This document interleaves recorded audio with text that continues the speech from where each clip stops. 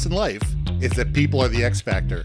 They constantly surprise us, both in amazing ways and not so much. We're Ben and Syya, and welcome to the Gnaw on This Business Bites podcast. This show is all about real life things we all deal with every day, how they relate to business, and how to make some sense out of our daily chaos. Welcome to the show.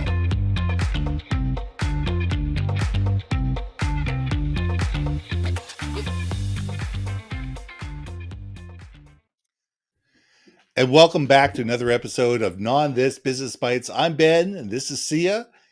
And this week, my question to you is coming from you from some thoughts we got from last week.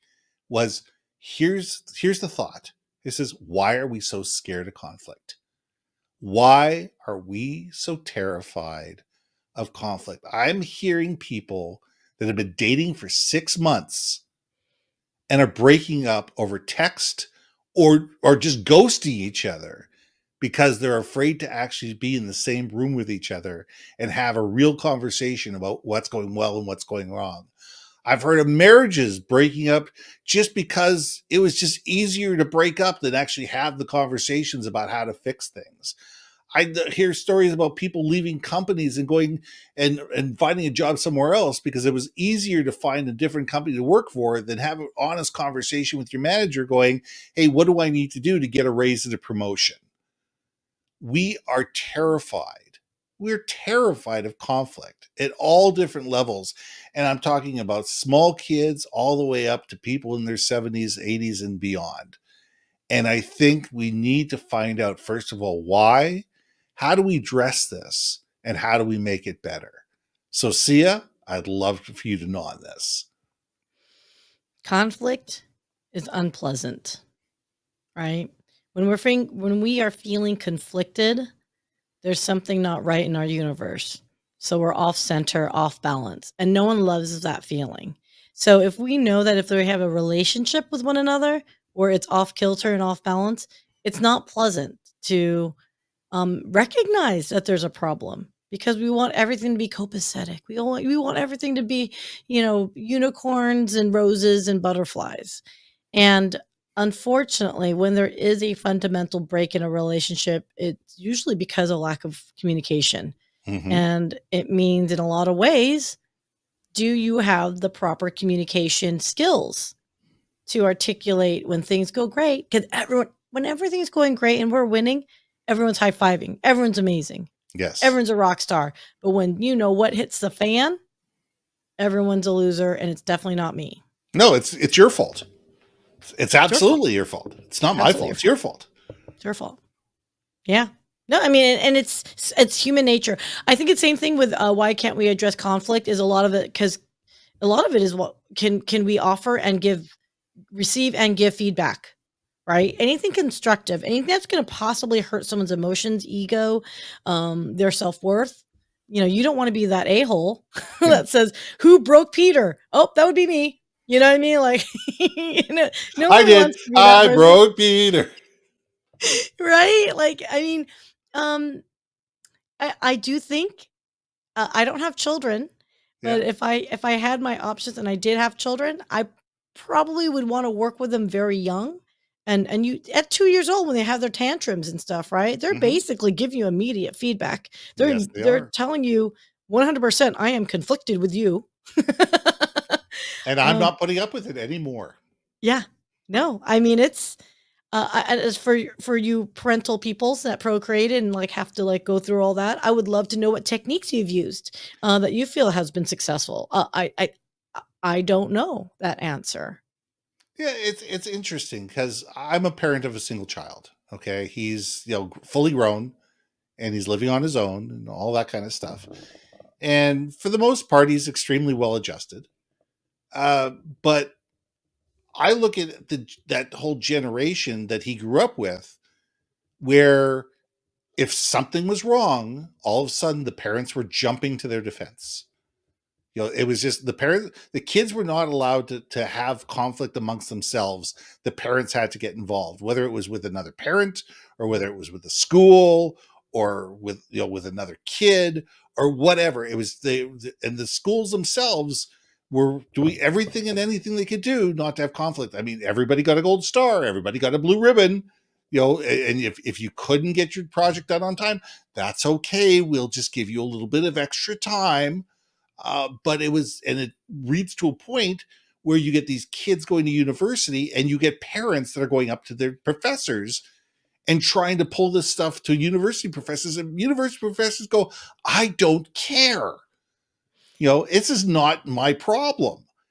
And I think you're raising a generation of kids that don't know how to speak up for themselves and say, hey, listen, this is bothering me. Can we talk about this? Instead of it just being us versus them and pointing fingers and laying blame somewhere else, because they've been taught their entire lives that it's all right. You can always put the blame on somebody else and it's never your fault. Yeah. And Or mommy and daddy will handle it. yeah, or mommy and daddy will handle it. And mommy and daddy will tell you that it was somebody else's fault, not you, their own little precious, snowflake. I may be a little harsh on this, but I come from the generation of parenthood that I probably belonged in the 1950s, where my parents said, "Go out and get dirty, scrape No, a knee, scrape a knee, wash your hands, wash your elbows, we were wash your knees." practically, by today's standards, you understand, we would be neglected kids growing up because Absolutely, we're the epitome of latchkey, right? Like, yeah, hey, when the lights come on, come home. That's it. yeah, Like, I don't care what you do throughout the day. Like, yeah. yeah. I had to be home for dinner, and then after dinner, I had to be home when the street lights came on. And I had to make sure that my homework was done. Other than that, there were not 17 different programs that I was being shuffled to on a weekly basis. None of that existed. Okay, so can I let me be the contrarian? Because you know what, when you're talking about and again, we're talking about millennials, but they're pushing 40 years old too, okay? Oh And we're yeah, talking about some Gen Zs are now pushing 30. Gen Zs are starting to push towards 30. I mean, where is time going, right? yeah. But so let me ask you this though. I mean, I know we made fun of the millennials and all that good stuff, but realistically speaking, like, is it a stereotype, or is it just we were just hitting on the time frame of when 20-year-olds are considered flaky because they're still finding themselves. They, maybe haven't been able to assert themselves, or maybe didn't need to assert themselves. But as you enter in your 30s, you're now well into your career. You have additional obligations. You're obligated to your family that you might have now, a spouse or whatever, or your parents that are, as they age. I just wonder if all these generational speaks that I speak of, and you and I joke about it and stuff, but realistically speaking, what if it's just cyclical? Call it whatever you want.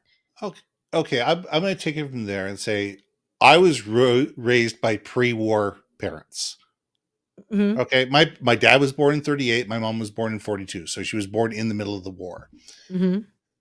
The parents, the post-war boom, 5-10 years younger, it was a completely different mentality. People that were raised either before the war or during the war had a completely different outlook on life than the ones that are post-war, that were the boomers, that were the children of the 60s, and the 70s, who raised their children because they didn't want to be, they were rebelling about how they were raised as kids. And we as parents, in a lot of cases, we're rebelling about the way that the strict way that our parents raised us. So I think we're trying to raise our kids differently than how we were raised, and we want better for our children, and we want to give them more, and we want to give them more opportunity and more ability to be free thinkers, or whatever we want them to be. And with that, a lot of the structures and the rules and a lot of the things that sit there and say, you know what, society has rules for a reason, because if society doesn't have rules, we have anarchy. And it's a matter of sitting there going, to what yes, there's to what levels, and it's a continuum and all that. I will get that.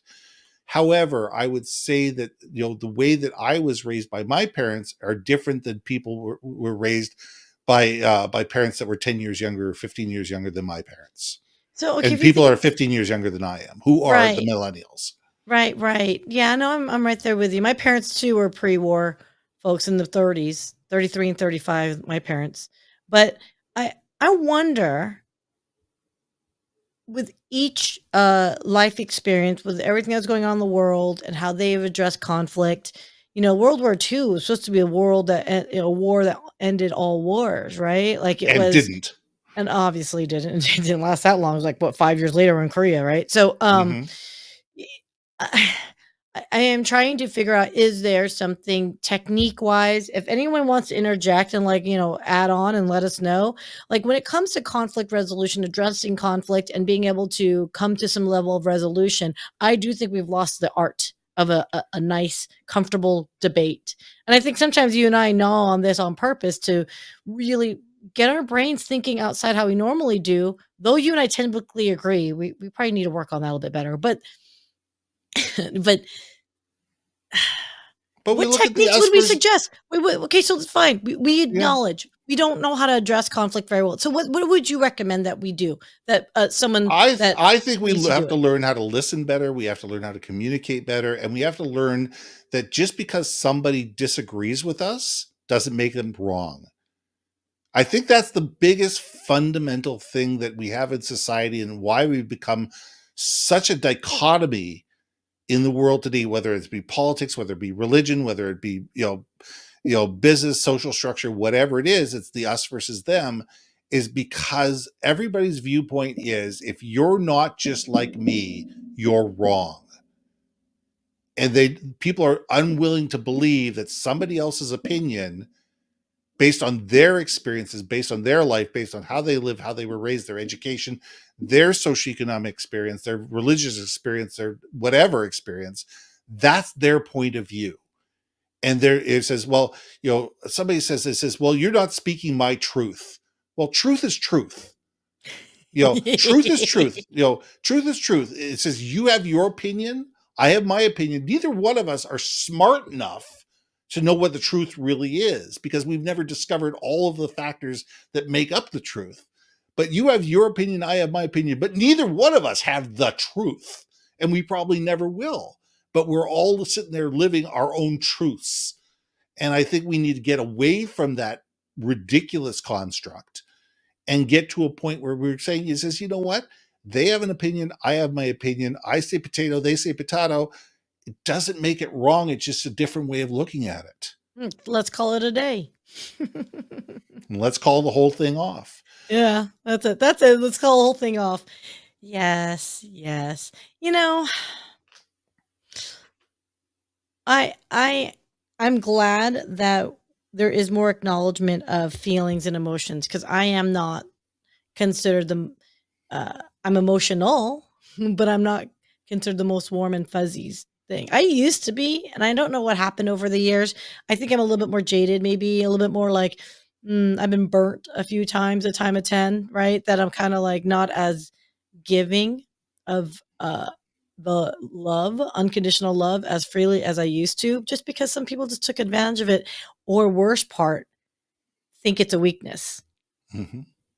Right? And I think sometimes, and I'm saying this because everyone, for those that really know my personality and me, uh, I try to avoid conflict at all costs. So I've learned to gloss it over, smooth it over, put on a smile on my face. Meanwhile, I'm probably seething on the inside or churning, whatever anxiety or upsetness, whatever have you. So it's not healthy, I think, to not have the ability to address conflict. I know I'm a work in progress when it comes to that. I'm bad when it comes to addressing conflict, because I think we all are. I think I just learned over the years it's easier just to like, especially if if you've witnessed, like, child upbringing. If my parents argued or whatever, they try to argue it away from us, but there are times they're humans. They argued in front of us kids, right? Mm-hmm. But whatever I picked up, I know I didn't want that. And so I notice myself whenever I'm upset with my partner, I just go into silent mode, because I want to calm down, want to make sure I don't say anything that I'm going to regret. And then before I know it, I forgot, because I have ADD, ADHD, and then I forget that I'm mad, and then I never address the issue. That's my problem. That's a problem. It's not intentional, but And I I do think do we that. all need to be worried of the people who go silent, because the people who go silent, there's usually stuff happening way deep underneath the surface that if we don't address it, it's going to come out like a bomb. So, and usually when you least expect it. I don't know what you're talking about. So let's leave it there. I think we all need to sit there and say, you know what? We need to listen more. We need to communicate more. We need to be more willing to say, hey, maybe my opinion is not the right opinion, or maybe there's other opinions that are just as valid as the one that I have. Doesn't mean I have to agree with them. It just means I have to acknowledge that they exist. So I'm Ben. And I'm Syya. We'll see you soon. Hey. Thanks for listening to another episode of Gnaw on This, Business Bites. If you liked what you heard, we most humbly ask that you like, share, and hit that subscribe button. And if you want to communicate more effectively within your organization, contact Ben at yourbrandmarketing.com or me at brilliantbeammedia.com. We can help you build your community, brand awareness, and personality through digital content and podcasting. We cannot wait to hear from you. So see you next week for another episode of Gnaw on This, Business Bites.